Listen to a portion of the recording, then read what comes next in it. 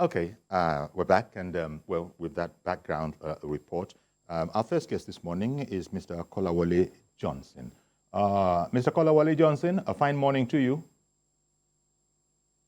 Yeah, good morning. Thank you very much for making time for us. I have you as Head Directorate of Research, Program, and Strategy. Am I correct there? At the ethics, I said. Hello, Mr. Kolawole. I was just double checking on, I was just double checking on your function, Head Directorate of Research, Program, and Strategy of, I just wanted to clear that. Anyway, it looks like we have a challenge in communication. We have a challenge in communication, but once again, a fine morning to you. Now, the list that has been submitted by the president, as we saw in that report, there seemed to be an issue with it. Maybe, first of all, give me your take on that.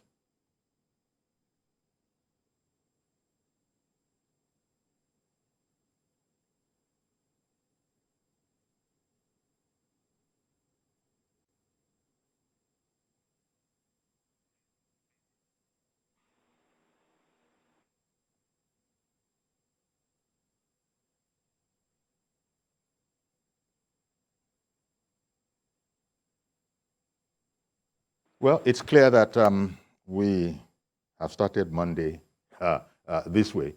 Sometimes it is like that. The video is freezing and all of that. But, well, we've sort of started off, naming the subject matter, and it's really on the all-important NDDC board and President Buhari's submission of the list. The Loretta Onochie, the president's special assistant on special media, she has been nominated as the substantive chairman.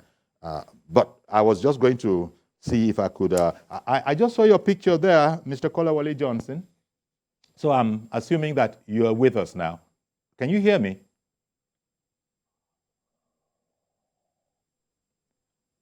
Mr. Johnson. Okay, now I'm just hearing again now. I wasn't hearing a theme before.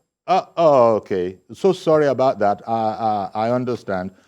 So, Mr. Kolawole Johnson, thank you very much for coming on the program. But I was trying, what I was trying for the other time, was to, track down Head Directorate of Research, Programs, and Strategy. I wanted to attach your institution to it.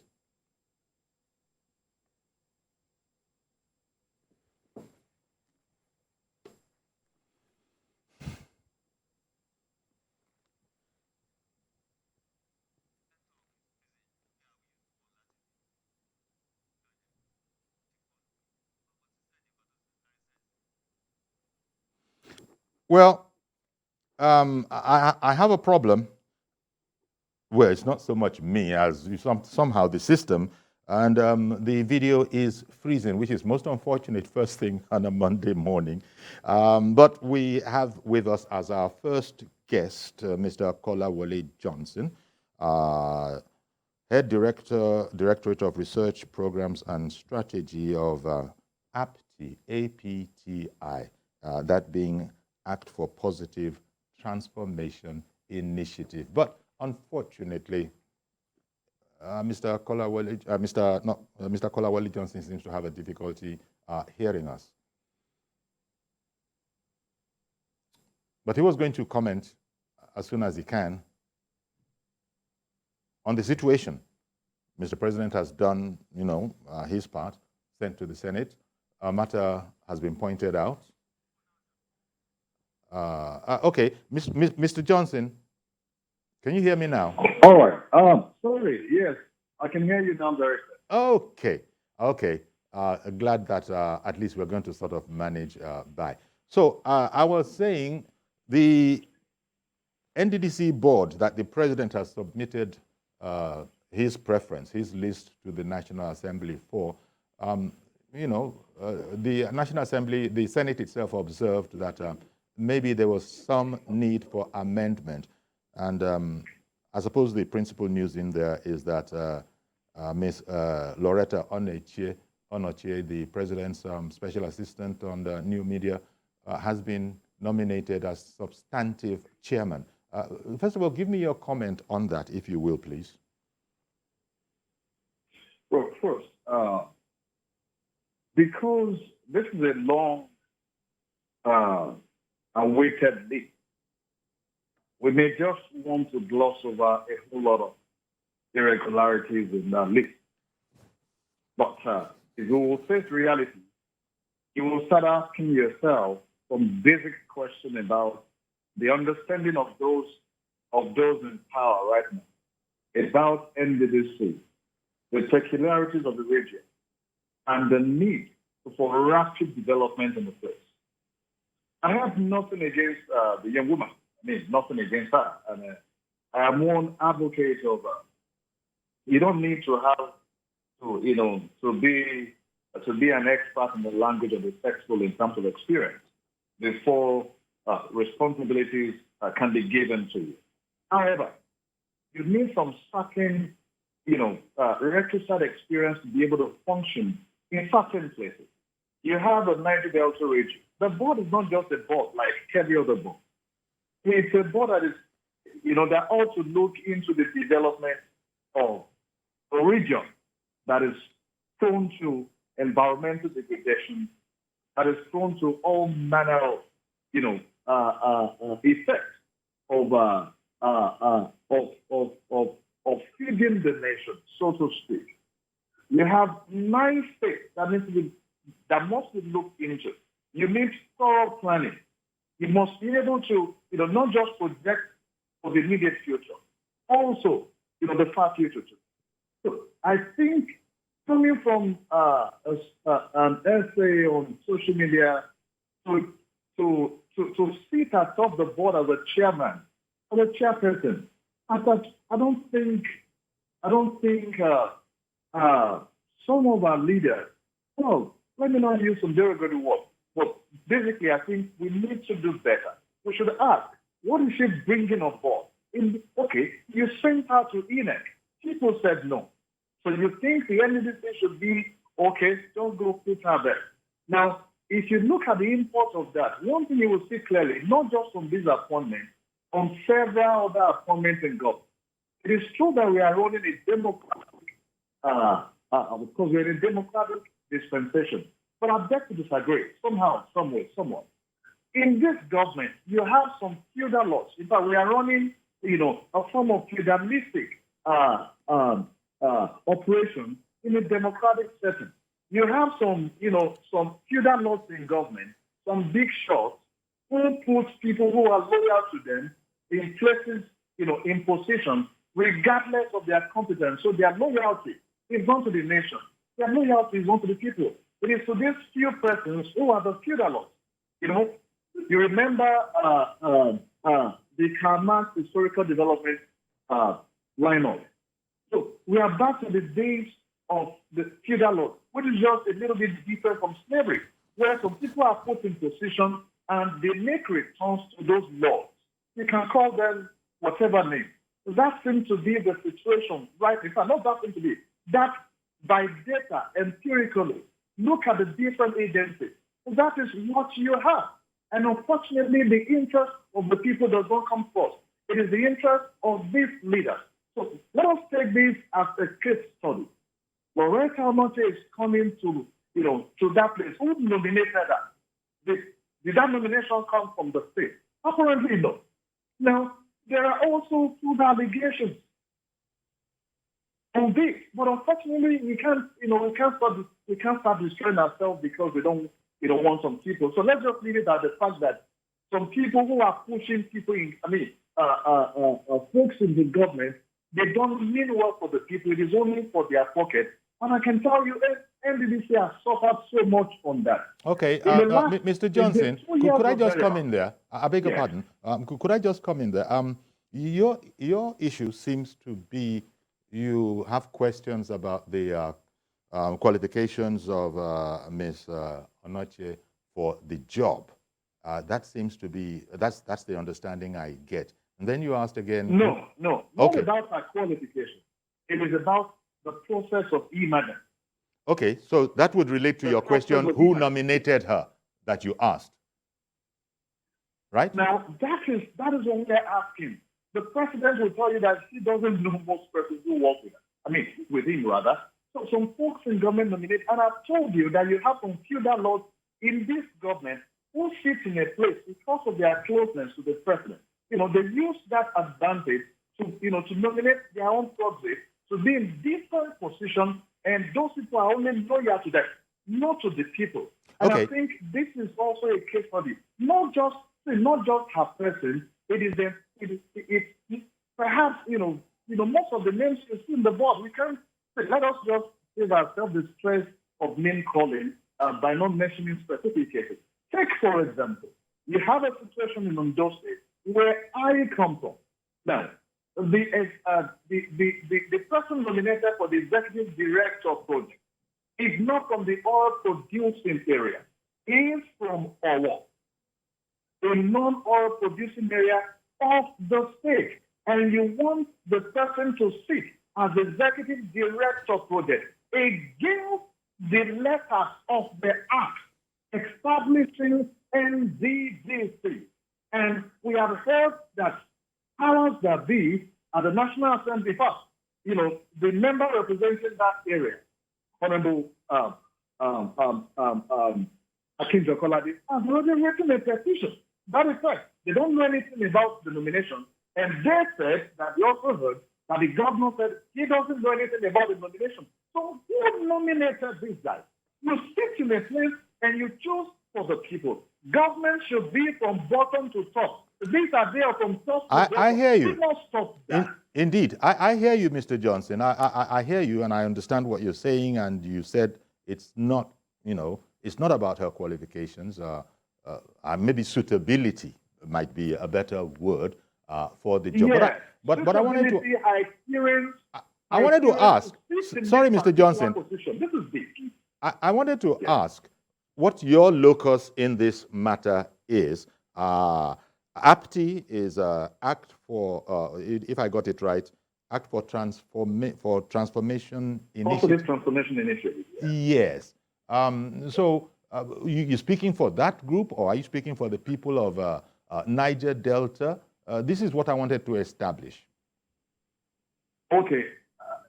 I'm sure that you didn't, when you invited me, you invited me as one who has done a lot of work. Our organization has done a lot of work regarding Niger Delta area. And we pride ourselves as development activists.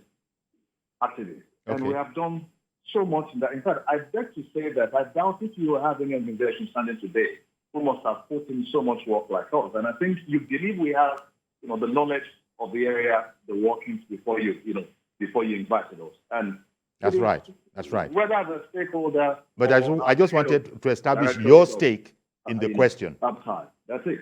So if you're inviting me as the director of my organization, I will be speaking to, and of course, we don't have a position. The board should come. We have advocated for that. Why have we advocated for the board? You have 9 good states, and each state ought to be represented in the board to take decisions for the entire region. Okay. And in addition to the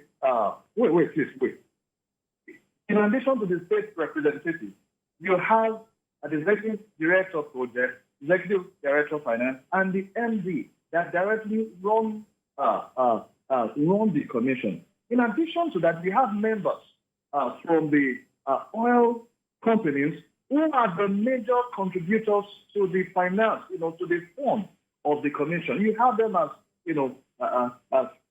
members of the board.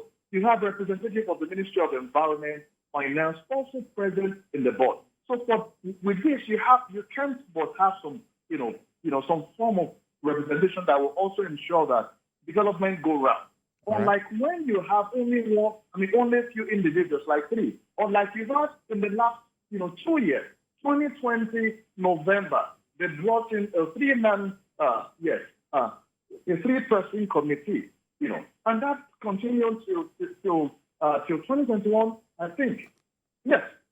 No, sorry, 2019, they dropped that. Then by 2020, they appointed a sole administrator who of course, who was there up until recently that the civil servant came in. And unfortunately, you have a civil servant who is an engineer, who should even better suit for that position.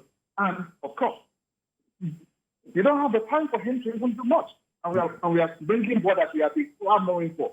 So you can't even complain now. Okay, and from what I read, I understand that a lot of people are happy with the naming of the managing director of the place, Honorable Samuel Ogbuku. No problems with that. Yes, Samuel. Yes, Samuel. No problems with that. The problem is, as you have stated, you don't think. No, let us leave the board. Let the board come, irrespective of who is there. Those who have issues can be dropped. And then, see, you can't. The board is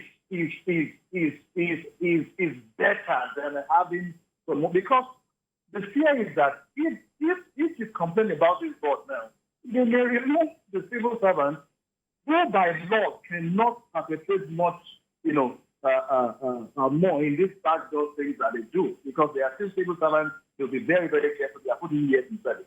So then they remove the man and bring in another interim committee.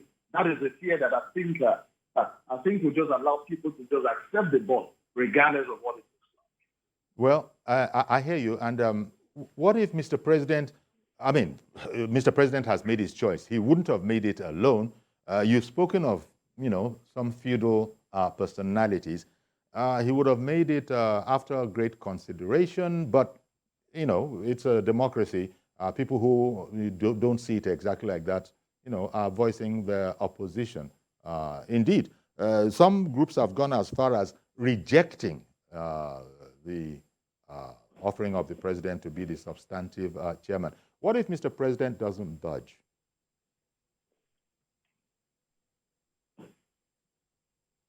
Hello, sir. Hello? I was saying, what if... Yeah, sorry. The last line of question. What if the president doesn't budge? The president has made his submission. Something has been pointed out to him that you also mentioned it. Every state is supposed to be represented. I believe I heard in there that Niger Delta doesn't have its own representative, irrespective of Ms. Onoche, being from that area. So I was saying, what if the president doesn't budge? What if the president says, that is my considered opinion? Okay. If the considered opinion is against the law, what about that? What will the president do?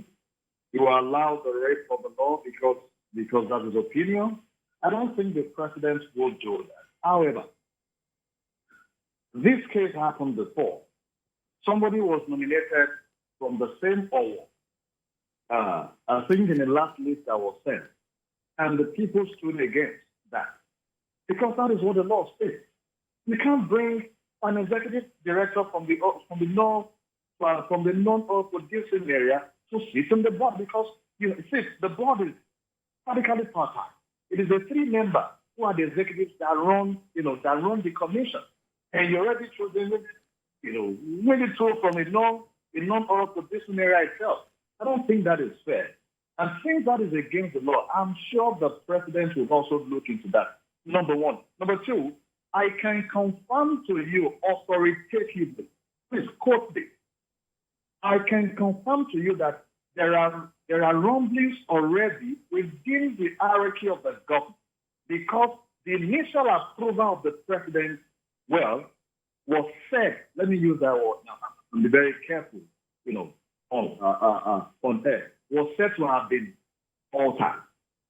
So let us see how he reacts to that. I do not think that what you have, based on what we have heard, was the exact thing that the president approved. Like, you have some people who throw the president's name, I don't want to mention, who throw the president's name to get things done because they are close and they just put people who are loyal to them. Can I just let you know that in the last 2 years of thereabouts, the commission has spent close to 400 billion naira. 400 billion. What can you point to? What can you point to in the region for that? You know, we heard that about 1,000 emergency contracts were awarded. And some were even against the laid-down rules for this. So it favors some people to create crisis so that they can again bring some interim committee to sit. That is what we are saying no to. That it is better for us to have a board that is not perfect than to have an interim committee that will again be filtering the resources of people away to some very few cronies. That's enough. And don't you let me tell you this. You can quote me on this. See, we have trained. See, you should take your mind back to 2020, 2 years back. What we did, we were tracing, funds moving from the commission to some silent contractors, even to accounts of individuals. We trace, those money to BDC. As soon as this contractor takes money, he goes straight to BDC and they go to deliver to these respective people. So this is the practice we must stop.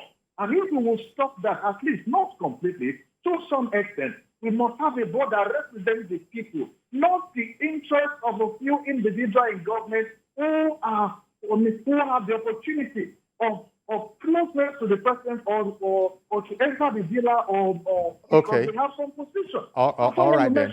Here. Well, Mr. Johnson. Please wait on this. Please wait on this. Okay. On this. If you pick people who know that they are survivors there, not people on the law, it's basically on the man that brought them to power. What do you think they will do? They won't listen to that man, not to the people. Because you can even cry for morning till night, it will not matter as long as they know that you can't do anything about their being there. That is why the president must listen. As a matter of fact, in fact, as a matter of show of leadership, because you ask some questions, what will be the legacy of Mr. President in this area at the end of the day, that we function for years without a board, and you're bringing a board again, that board is still questionable. No. So I think he must listen to the opinions of the people and respond accordingly to the best of the interest of the larger majority of the people, not some few cronies who are around it. I think I get that point. For me, personally. I get that point, and I want to thank you very much because you've been quite very clear about it. And you've also said that you don't have anything against Loretta Onochie per se, but it's the whole thinking behind it. Okay, thank you very much for sharing this opinion, so at least we know, and we'll now see how it will go from here. We'll see the amends, if any, that Mr. President will make. Thank you very much for making time for us.